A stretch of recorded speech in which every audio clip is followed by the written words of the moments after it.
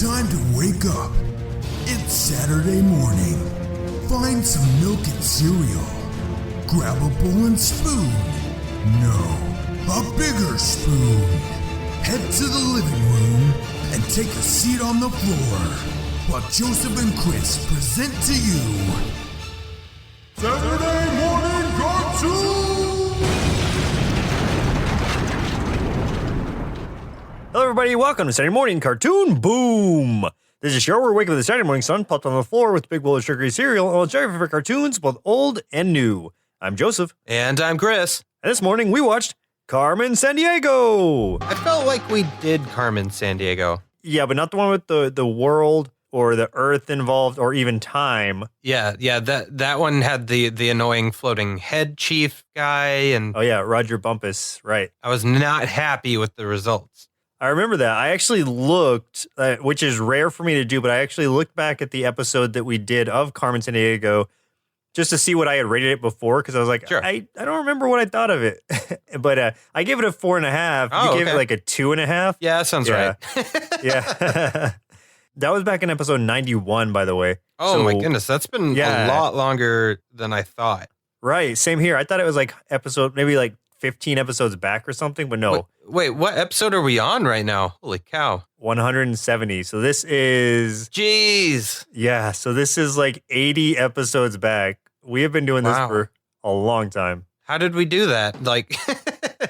I feel like there was some kind of time flux or something because it really doesn't seem like it was 80 weeks ago. We should not have jumped forward this fast, but we did. What have we done with our lives? Nothing. Nothing but this. Oh, well, I guess this is cool. Yeah. I'm the one who suggested this one because, like I was saying at the end of the last episode, I opened up Netflix, I saw that it was there, and I was like, this looks cool. And I knew nothing about it. I didn't know what it was at all, except for the Carmen Sandiego attached to it, obviously. So it was really just us going in blind. And yeah, for some reason, I can picture you just opening Netflix and like your mouth just kind of, barely hanging open, like you're playing with your tongue in your mouth, and then you're just like, huh. And then, and like you don't do anything else. And then it just turns into like 1 week later. No, that's about how it was. Yeah. So like I said, it started in 2019, just I think like 2 weeks ago or something. I don't know. Yeah, I've lost all track of time. It's been renewed again already. Recently. So. Oh, yeah. Okay. So it's because it got like even the first run, Netflix purchased, I think, 20 episodes of it. Yeah. So the first season's only 9, so there's still 11 episodes to go at least, unless it gets renewed, which hopefully it will. So we'll see. So we have more episodes to come, is what you're saying. Yeah, at least 11 more episodes, yes. Yes. Cool. So this version was created by Dwayne Capizzi, based on, obviously, Carmen Sandiego by Broderbund, which is the software company that had created the video games that this is all based on. Right. It was produced by HMH Productions and DHX Media. So far, 1 season, 9 episodes, like we were saying, on Netflix. And for a short synopsis, very short synopsis, written by our friend, ally, and mysterious internet figure, Kenneth Chisholm. Kenneth. So he's still kicking. We just haven't located him yet. We need our own player to find him. Right. Yeah, we need some kind of hacker who can get into the dark web. Maybe that's where Kenneth exists. Maybe he is only in the dark web. He that's might be in the dark web for all we know. I mean, but we need a teenage kid to find him for us. Because they're the only ones with the skills to do that and the time. I've learned this from television, from movies. It's always like young teenage boys or people that never see the light of day. They can find anything in the dark web. So it doesn't even have to be a boy. Like even we could go with Ed from Cowboy Bebop. But notice she has a boy's name.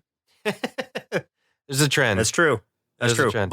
But we'll take any. So we just need any willing teenager to be our hacker and find Kenneth Chisholm in the dark web. The synopsis that Kenneth wrote was The Adventures of Carmen Sandiego, a globe-hopping master thief. That's literally it. I feel like he's slipping. That's kind of... I don't know about this one, bud. I think you could have done better. Yeah, that was like... You could have said that about any Carmen Sandiego show. Yeah, or game. Yeah, because this is more like well, first of all, it's Carmen Sandiego origin, and then it's like what she's doing in her younger years, which I'm assuming. I mean, this is a separate universe altogether, and we can tell that just by some of the characters we see in this universe who are also in the other cartoon in completely different ways. But we'll talk about that. So who are some of the actors who played in the show? The voice of Carmen Sandiego was provided by Gina Rodriguez, who is best known for playing Jane from the TV show Jane the Virgin, and she also voices the character of Gina, her own name, on Big Mouth. Oh, nice. Yeah, you remember Gina. You remember Gina. The character of Player, yes, that is the name that we have. If you're familiar with old stuff, that'll make some sense. Was voiced by Finn Wolfhard from Stranger Things and It. Big fan of Finn Wolfhard. Love that kid. Love him in the Ninja Sex Party video. Danny, Don't You Know? Good song. He plays a young version of Danny, so that's fun. Inspector Chase Deveneaux was voiced by Raphael Pitardi.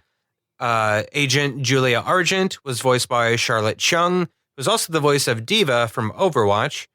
The voice of Chief was Don Lewis, best known for the TV show Hanging with Mr. Cooper way back in the 90-ishes, 90s, and the upcoming Veronica Mars miniseries, which didn't know they were making. They keep remaking Veronica Mars stuff. But hey, cool. Professor Maelstrom was voiced by Liam O'Brien, who has been in tons of anime and games, but is probably known best for being on Critical Role on Geek and Sundry. The character of Coach Brunt was Mary Elizabeth McGlynn. And this one surprises me the most, and I think you're going to see why. So can you conjure her voice in your head real quick, Joseph? Conjure Coach Brunt's voice. Yeah. Okay, I got it. Okay. Yep. So she was the voice of Julia from Cowboy Bebop, and Major Motoko Kusanagi from Ghost in the Shell Standalone Complex. Oh, that was really? Yeah. Oh, okay. And wow. And, totally different voices, right? Yeah, that doesn't sound anything I know, it's so crazy. Wow, okay.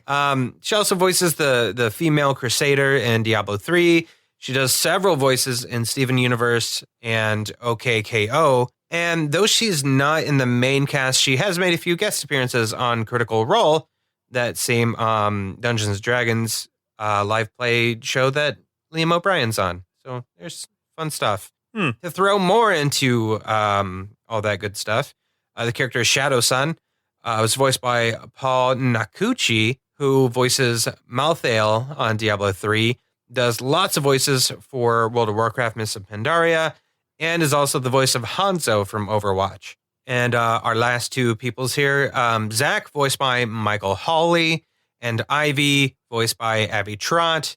Abby is actually the voice of Windblade in several different Transformers cartoons, and also does several voices in Treehouse Detectives, which is a show, I guess, for the little ones, the real little ones, Joseph, the ones that can't even speak proper English yet, I guess. That's a cool cast. Like, I didn't recognize a lot of the names, but I know those properties, and I know those voices. So it's weird. I guess I just didn't attach those voices to a name, or that name in particular. The Coach Brunt one really threw me off. I was just like, whoa, because those voices are 100% opposite spectrums. Oh yeah, for sure. So for VJC marshmallows out of our big bowl of San Diego cereal. So the person who plays Carmen Sandiego in Where on Earth is Carmen Sandiego from 94, the one that we reviewed in episode 91, she makes a guest voice appearance in this version as a vile bookkeeper, Cookie. She was the one that came off of the boat and was carrying that hard drive. Oh, was that? Yes. That's her. Okay. I forgot her name was Cookie. That's really cool. And they pay a lot of homage to that in another episode that we did not watch, but I watched a few extras. And of note for fans of the first animated series, Carmen's relationship to Zach, Ivy, and Player have changed. They are now her sidekicks in this series, and Player is a more active participant in the series, acting as a hacker in the group rather than merely being called out for help and showing up in the bookend of the scenes, or in the bookend scenes. And so I think Player in that, like, was the whole universe of the Where on Earth series in a video game, and Player was playing that game? Yes. Is that what it was? Yes. Yeah. That is how that one went. Okay, so yeah, in this one, they blend him actually into the crew itself, and it works out, like, strangely enough. I like this better because I just, I'm okay with the Welcome to Carmen Sandiego one a tiny bit, but I like the idea of it being a real world instead because then there's actually consequences. Whereas, in the video game world, it didn't matter. She's a video game. I mean, she's not going to die. No one's Right. going to get injured. Doesn't matter. So yeah, I like that they made this one real life in that player. Yeah, he's a real person, just like Carmen is supposed to be a real person. Right, and it's interesting seeing a lot more of her in this series. She's the focus of it as opposed to just the person that they're after every episode. Right. Also, so Carmen, I don't know, maybe you did watch this episode. You probably did. But she takes her name from the tag inside of her hat since her code name, Black Sheep, was the only name she had previously known. Yes. So in this, Carmen Sandiego is like a code name, not a code name, but it's a name that, because she didn't know her own name. And we'll talk about this when we get to the first episode, but she never knew her real name. So she had just been called Black Sheep in the school she was at. And so she had to kind of develop her own. And it was really just on a whim looking inside of her hat and seeing like Carmen clothing something from San Diego, California. Yeah, it was cool. I liked that. I liked that it was just I mean, I think everyone was expecting this big explanation for it. And it was just like it was just a real quick thing. And I liked that.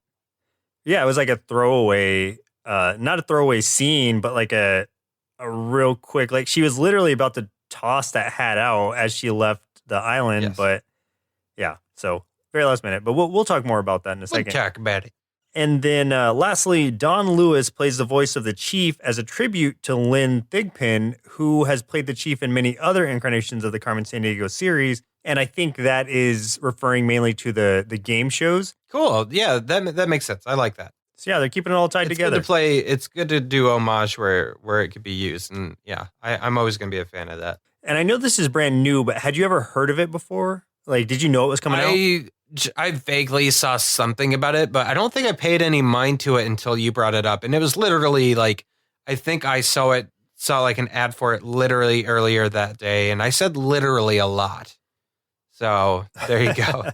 I literally said it. I'm kind of in the same boat. Like, I don't remember seeing much on it. I might have seen like an ad in like comicbook.com or something where it's like, hey, this show's coming out at some point. But I didn't look like when or whatever. I was just like, oh, that's kind of cool.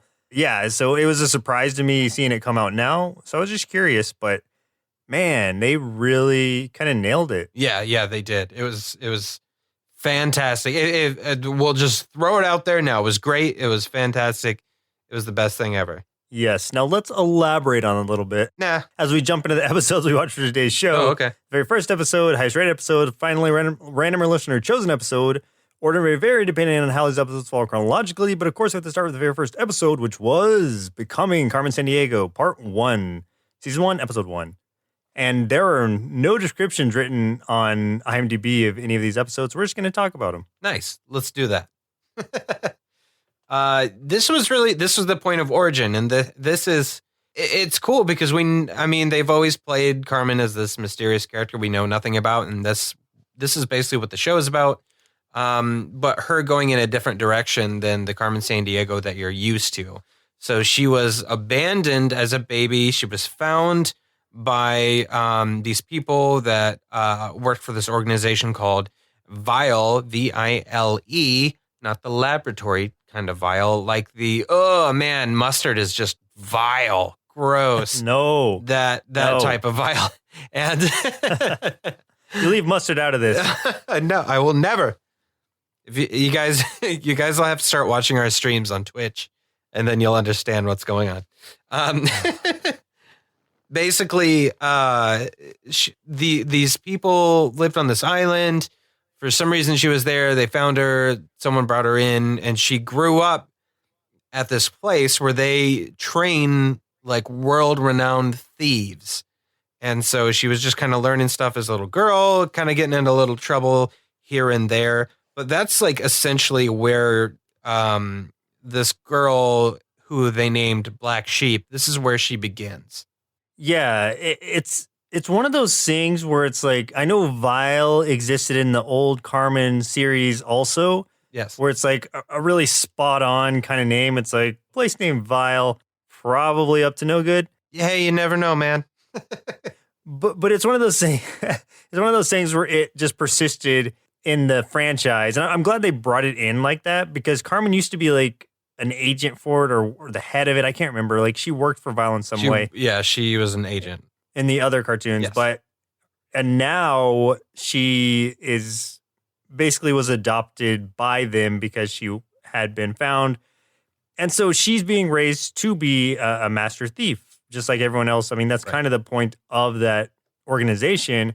And there's all these different teachers who are training her in different aspects of it. Like Coach is more of a like teaches combat, Yes. and then Shadow Sun, he's the Pickpocket. like Japanese samurai one.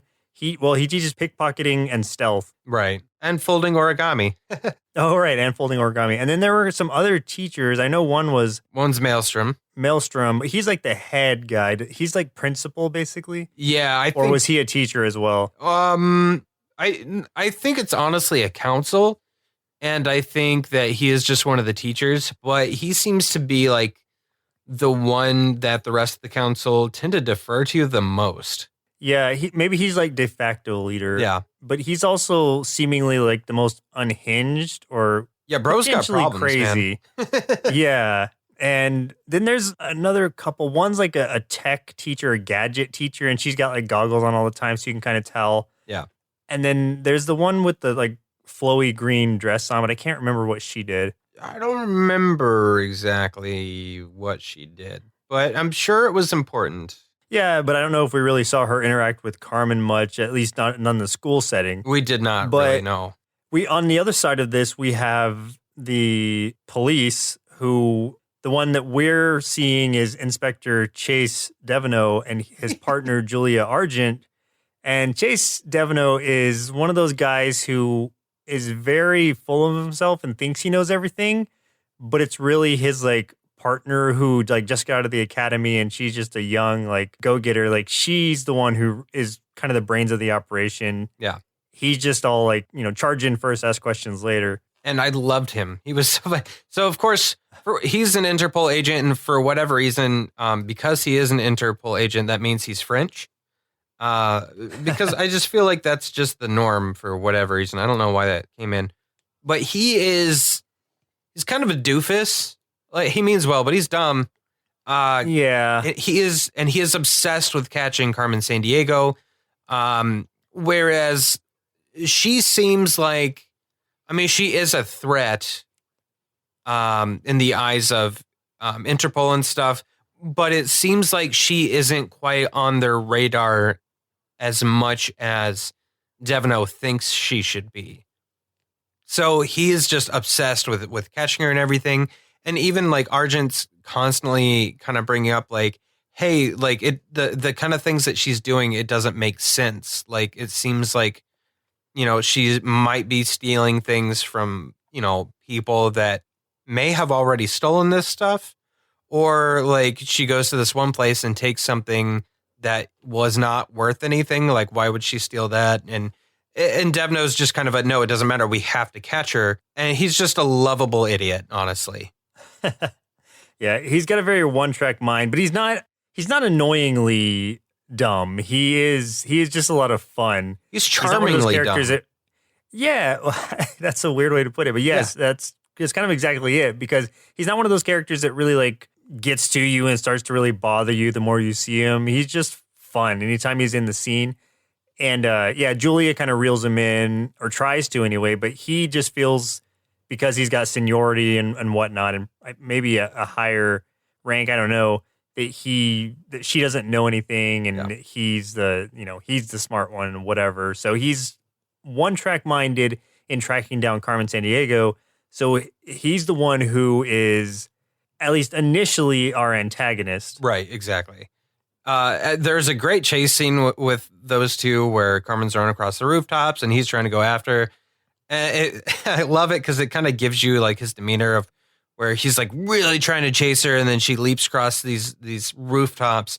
Then he kind of leaps and he's like, He's yeah. all nervous, and then he's like falling off of stuff, and he's constantly getting hurt. Eventually, he just falls on top of his own car and cracks the windshield. It's really funny. He's a lovely idiot who is trying his best to catch Carmen to no avail. And then we also have where we see how Carmen meets Player for the first time.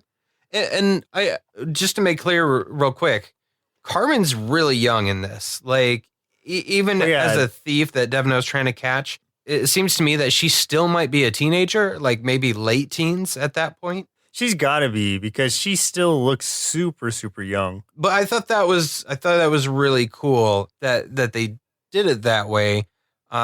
Just because I feel like that captures a little bit more audience, you know? Yeah, as opposed to keeping it as adult Carmen, who's kind of hidden in the shadows. Yes, yeah. And at the same time, they retain the educational portion of this too, but it's not one of those that's like cuts the show to show you this whole like page in a book or whatever they did, right. Where it was like bringing up a program to tell you like this is ancient Mesopotamia and whatever. Like now it's like kind of seamlessly integrated into the show, which I really appreciated. It's them like talking about it as they're doing it instead of just like cutting the show to tell you the thing and then move on. Yeah.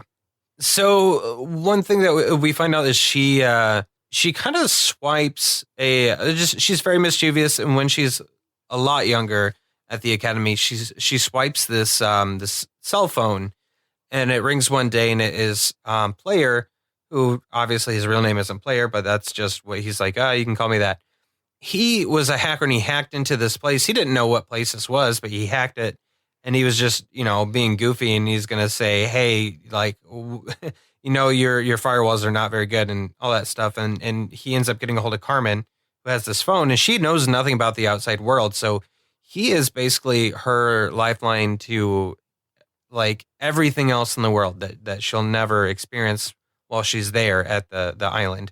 So they kind of become really fast friends, and they have this nice little, like, friendship that blossoms assumingly over the course of the next few years, as she goes from what seemed like young teens into late teens, and then to the point that we see that she is off the island.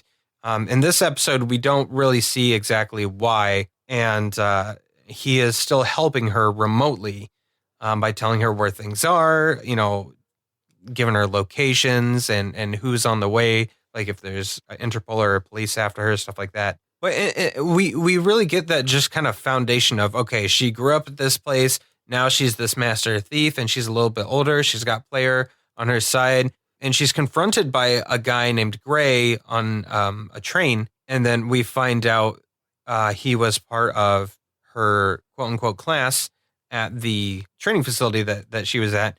And obviously there's some bad blood there. We don't know what happened there, though, in this episode. She's being pulled into training for the Thief Academy at a younger age than usual. And for the most part, the people or the heads or the professors of this vile council are okay with it, except for Shadow Sun, who is like completely against it. But he gets outvoted. I mean, he keeps getting outvoted. And so that's where we see like a rivalry start to form between Carmen and Shadow Sun, to the point where, and this is part of this episode too, she takes his test to graduate and become, the master thief, or to start going out on missions for Vile or whatever. You have to pass this test. The test is, like you said, as part of the pickpocket test, to get a dollar bill out of his pocket. Yeah. He has like so many pockets in his coat or whatever. And she is supposedly the best pickpocket in the class, but can't seem to find it in time. And so she gets disqualified or she fails the test. And she's just like, I swear I've checked everywhere. Like, I don't understand what happened. Didn't graduate, basically. So now she is, towards the end of the episode, we just see her kind of sneaking aboard the plane to go out on the first official mission, since she's not part of it, but she wants to be involved in it still. Right. And it's pretty obvious that she kind of got set up. Like, I mean, you feel like Shadow Sun didn't put the thing in his coat that he was supposed to for her to steal. So it's like, obviously, like, people are working against her and stuff. So it gives us that little bit of intrigue there. And then the intrigue of what happened between her and Gray and the other characters there. So there's also Leshev, El Topo, who's this like mole dude. I don't know, not literally, but he's a thief that burrows in the ground. Sheena, whose codename is Tigress. And then there's Mime Bomb. It was a literal mime. And I love that there's one part, and I think it was in a different episode, was like, okay, whose idea was it to let a mime join the school? Yeah, that was a weird, but even he passes that test. Yeah. So he's pleased about it. Even the mime passes, and Carmen can't. So sad. But yeah, she is not Carmen at this point. She is Black Sheep.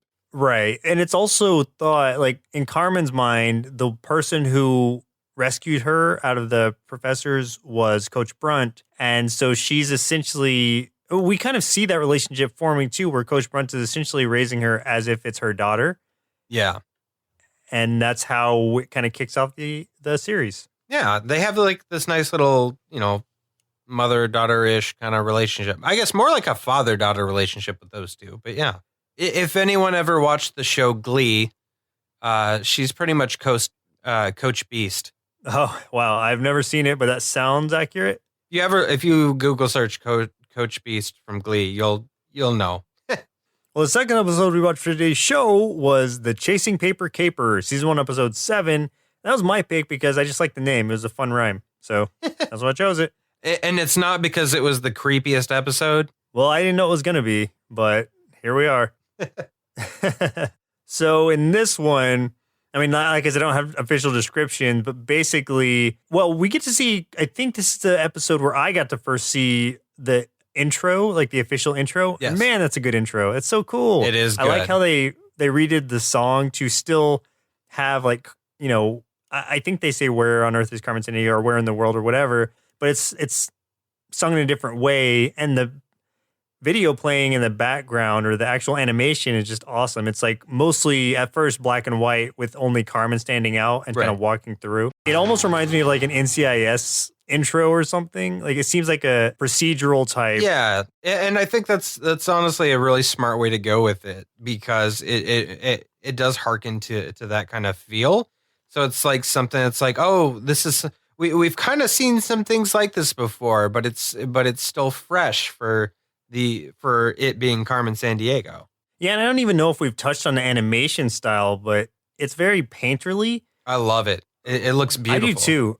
I really do too. I'm trying to think what to compare it to that we've seen. The closest thing I can compare it to is the Tangled animated series. Oh, that's right. That's what you were saying. Yeah. That's definitely the closest as far as animation. But I like this. I think this looks even better. And honestly, this reminded me like, I feel like I've played a few indie games that look semi-similar to this kind of style.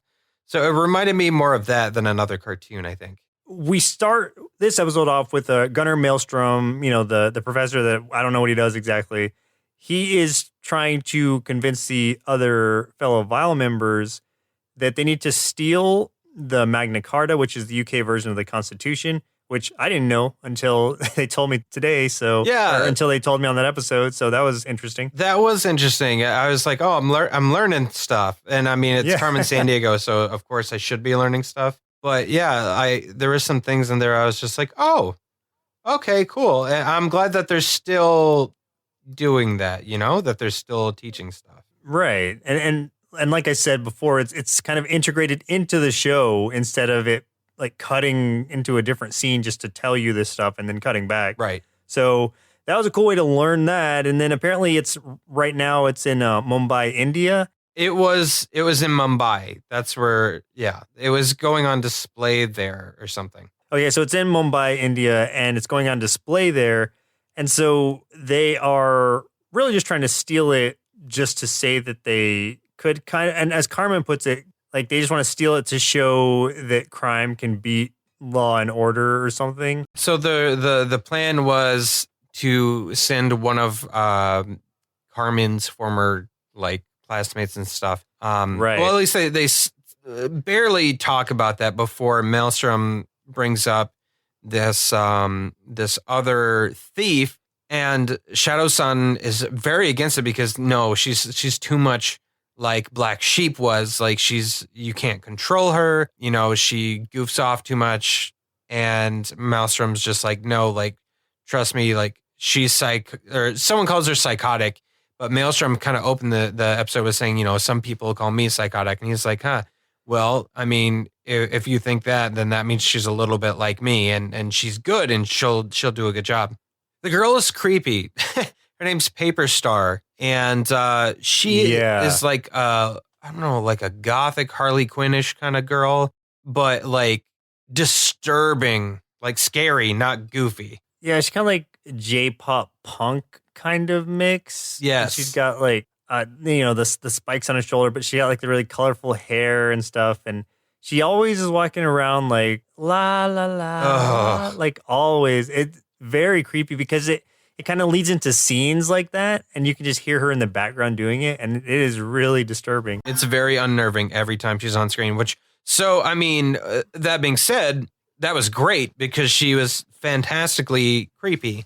And it just gave me like chills every time I heard it. It was a little freaky. She's also a master of origami in such a way that she is making like ninja stars out of pretty much everything. Or it comes to the point where they have to like keep her away from paper because she can form these things so fast and create weapons out of them. And it's kind of, at first it was kind of like silly, I thought, but then I got kind of scared of it because I'm like, oh God, this is terrifying now. Yeah, because especially once it gets to the paper cuts part. Ugh. Oh yeah, and then I mean, with that said, I mean, if she can make those paper ninja stars that sharp, which she does, I mean, these things will embed themselves into the wall, and it's like paper is everywhere. So she's basically a killing machine with this stuff, and that's the interesting part. Is so far, I mean, I can't say for all the other episodes, but other ones we watched, there's been no like attempt at killing anyone. It's all about thieving, but she will try to kill. Oh yeah. She's psychotic, as they say. And so she's throwing these ninja stars of all shapes and sizes at Carmen once they actually encounter one another. And at one point she even like cuts the head off of a statue. Like that's how sharp these things are. Yeah. It's nuts. But that's what made her such an interesting character. And even like she even kind of turns on one of the other guys. So she steals the Magna Carta, which I mean, this is interesting because she beat Carmen. Like Carmen had no chance basically when they both went after the Magna Carta. She really whooped her big time. She gets it, and then I think it was Lechevre was supposed to pick it up from that point and bring it in, because she's just too uncontrollable that they were just like, okay, she can get it, but we need to get into somebody we can trust's hands. Well, it was also the fact that protocol says that any of those like thieveries they do, they need at least one agent who knows very little about it. So if at any point an agent's captured with the whatever has been stolen, they can only reveal so much in interrogation. Yeah. And so, like, she's not cool with that. She's like, no, I'll bring it in myself. And when he kind of puts resistance to that, she uses her little origami skills and she gives him a little paper cut, which at first it was kind of fun because he's like, ooh, you gave me a paper cut. But then she, like, I guess just cuts up his hands like crazy because the next time we see him, his hands are completely bandaged up. She makes like a puffer fish out of origami, and it's just got like, it's got those sharp edges everywhere. And I don't remember how many times she said she can cut him with it, but I think it was like 1,000 times or something. Yes. Just the thought of that like gave me chills. I mean, chills thinking about it. Yeah, I don't. Paper cuts are the worst. They are the worst. So I don't like this idea. And that's just like her torturing him. She could easily kill him. Like she chops heads off statues, but instead she just wants to torture him. Yeah, she's screwed up, man. She's real screwed up. She is completely in her own world. Like it doesn't ever seem like she's listening to anyone. She's just doing her own thing, and she knows how skilled she is. Yeah, I did like though when he was making fun when he called her Pippi Punk Stockings. I thought that was kind of fun. That was good. We see Devono and Argent, and they're now working for Acme instead of Interpol, which is kind of interesting. Again, they're on a train. They're always on trains, I guess. And Carmen ends up on this train too, because that is where Paper Star goes with the Magna Carta, trying to get back to Vile. So everyone ends up on this train. Devino tries to get Carmen. Carmen ends up handcuffing him with his own handcuffs to a seat because he's just that inept. And then I like the meeting when Carmen meets Argent and Argent doesn't know who she is. It was kind of a fun little exchange. Carmen was being a little bit, toying with her a tiny bit, and Argent wasn't really figuring it out. But I think Carmen was just trying to figure out if she's trustworthy or if, she's a good person, which kind of informs what happens at the very end of the episode when she. Yeah, it was gets like back. Carmen getting a read of her character. Yeah, and I liked that. I thought that was a good touch. So there's basically a showdown with Carmen and Paper Star on top of the train, and that was a cool fight. I really liked that. I think they did a really good job. They did. I didn't know which way it was going to go. I mean, I figured Carmen would come out on top somehow, but really it was almost a draw, honestly. There was definitely a chance that she wouldn't. I mean, she barely won that one, to be honest. Well, no, I mean, like, she did and she didn't, is what I mean. Yeah. Like, it turned out to be a draw because while she was able to get the Magna Carta back, which is the ultimate goal, in the process, she had taken the Acme card, which gave Chase Devino access to all these different things and all these different points. And they had talked about it a little bit earlier in the episode. It was essentially like the skeleton key for everything. Yeah. And so Carmen has stolen that from him. And then in the process of taking the Magna Carta back, Paper Star had slipped that out of Carmen's pocket and now had that Acme card. And in getting that, access to all of these Acme files and everything else, Right. she was able to take back to Vile. So even though she returned without the Magna Carta, to their dismay, she was like, basically, I never come back empty-handed, Yes. and gave them the card, which is what closed out the episode on that cliffhanger. So I thought that was a really cool way to do it because it doesn't ever show her steal the card or anything. And it's not until like a late reveal that it's Carmen tries to get it out of her pocket and it's not there. And then you're like, oh man, she took it. Yep. Yeah, that was cool. And I also really liked too that we did get to see that Carmen dropped the Magna Carta off where Argent was. While Argent was going to try to find Devino because he never came back. She went to go find him when they freed him from the cuffs, got back. The Magna Carta was just sitting there waiting for them. Yeah, that was perfect. Yeah, I liked that. And yet another reason why Argent's like, I really don't think Carmen is the one we should be after. Exactly. And I think Acme's whole thing really, or part of Acme's whole drive is to catch or is to discover and kind of dismantle Vile, even though I don't think they know it by name. They know that there's a larger outfit out there that are behind these crimes and things, and they're trying to find out who it is.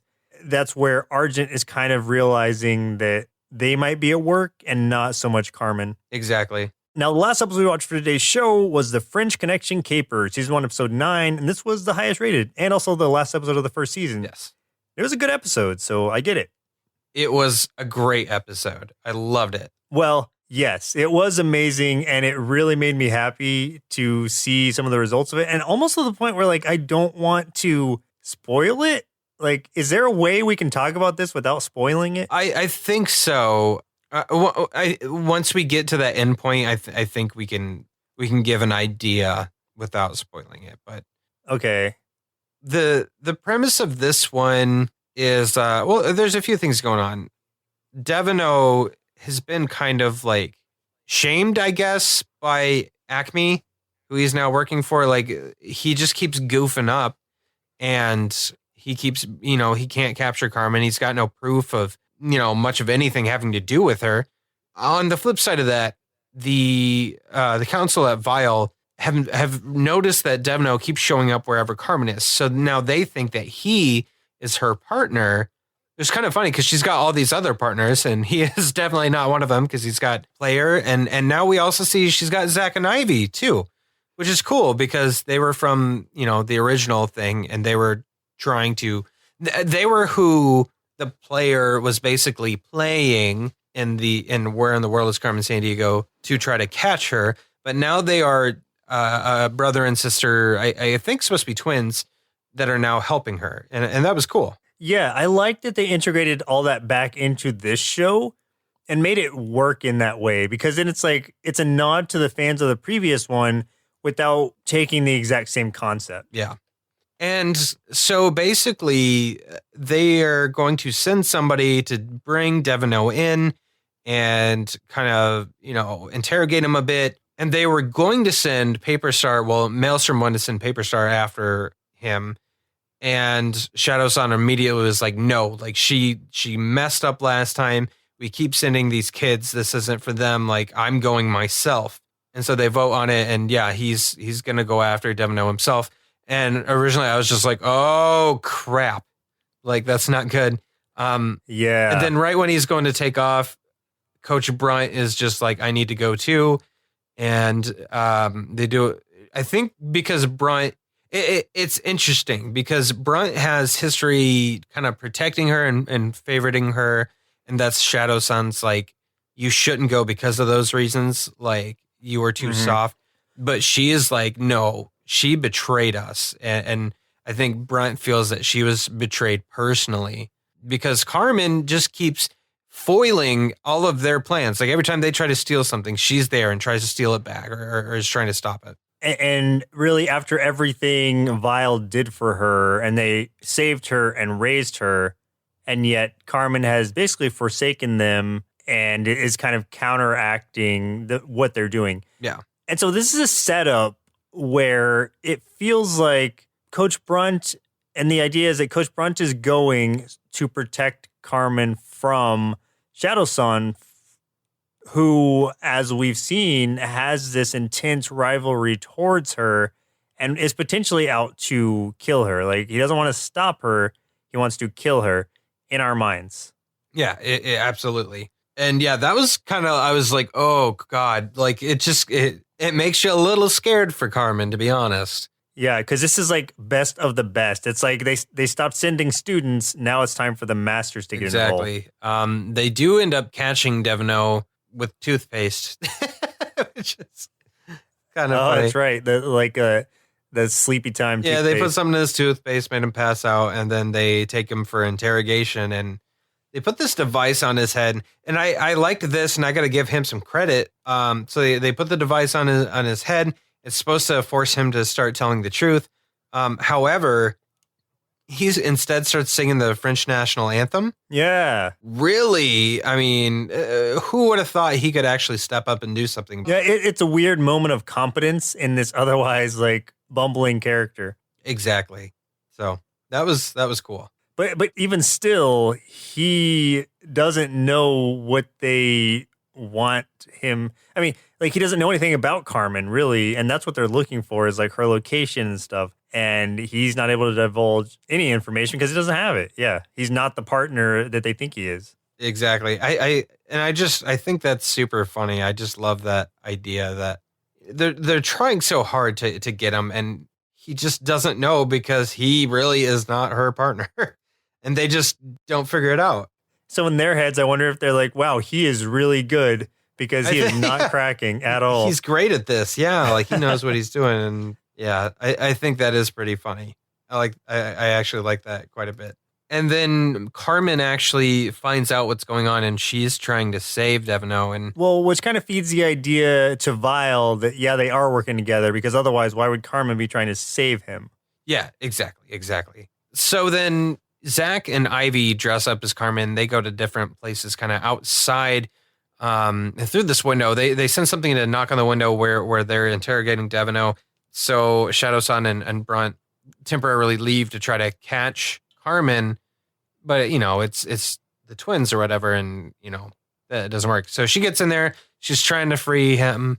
Brunt gets in there and kind of starts really beating the crap out of her. Like, Brunt was gonna kill her. It was gonna happen. Yeah, that's kind of where I want to stop, because yes, anything else would be too much. Yeah. But what I will say is that I was really happy with the way that this episode came out, because I was not expecting it to happen the way that it did. Yeah, there's a big twist in the episode towards the very end. and I did not see it coming whatsoever, and I loved it, and it solidified for me that this show is something special. Yeah, so absolutely a great way to close out the first season and keep me left wanting for more. Yeah. Well, Chris, it looks like it's about time we send our inner kids on a trip to Vile Island to undergo master thief training. Then, after the only course they pass is how to download MP3s off of LimeWire, see what they thought of the show, Carmen Sandiego. This cartoon was great because it means I could train to become a super thief, but I could still be either bad or good. So it'll be sad when I have to tell my new girlfriend Carmen that I've joined Vile, but I still gave this cartoon 5 bowls of La Femme Rouge cereal out of 5. As a fan of the prior cartoon way back on SMCB episode 91, I was a tad skeptical hearing about the rebooted version, as I am with anything that could potentially alter a show I enjoy in a negative way. Fortunately, my worries were immediately alleviated after watching just a single episode of this show. They managed to retain the educational element as well, without it being as heavy-handed as before, blending it fairly seamlessly into the plot. I would have thought Carmen being on the side of good would have undermined the whole idea behind the franchise, but now I find myself actually preferring it in a weird way. That could also be influenced by the gorgeous animation, intriguing storyline, and excellent soundtrack, but either way, this show has my attention. Overall, I'd give Carmen Sandiego 5 big bowls of Origami O cereal out of 5, and I highly recommend you check this one out. In closing, I think I'm going to take inspiration from Carmen and get my new undercover alias from whatever clothes I have on right now. Okay, let's see. Looks like I'm going with Bugle Boy Dallas. Alright, that works for me. BBD at your service. Well chosen name, because I mean that is a name that people will remember for ages. You know, It'll never go out of style. Your legacy has been preserved, Bugle Boy. It's been preserved In bankruptcy. Exactly. So, do you have any final thoughts before we get out of here? I want to keep it short and sweet because I ramble on this thing all the time. So let me just say that this show, even though we went in kind of blind to it, absolutely surprised us. And so I think if you have any hesitation about watching it, just don't. Just check it out. Whether you like the old shows or not, it's nothing like them.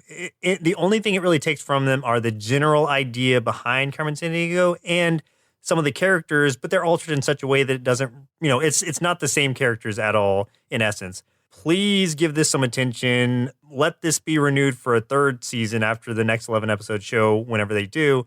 Yeah, show your kids too. It's educational. So check it out. Yeah, it was super well done. I got sucked into it immediately because they put so much thought and story into this thing rather than it being just, like a case by case kind of show in the way that the old one was. The overarching mysteries and the character development was fantastic. Especially like the emotions of the friendships and the betrayals that kind of reveal themselves throughout really made for an amazing cartoon. I'll definitely watch the rest of it very soon. I mean, I already watched a little bit more than we talked about, which I had to try to separate in my mind as we were going through this stuff. I'm like, no, that was that episode. I can't say that. Rochelle and I sat down, we both got into it, and we are both ready and wanting to watch more of it, and probably we'll watch some tonight. So I would recommend this to anyone, any age group, because there's definitely something here for everybody. So thanks me for suggesting this. Thanks you.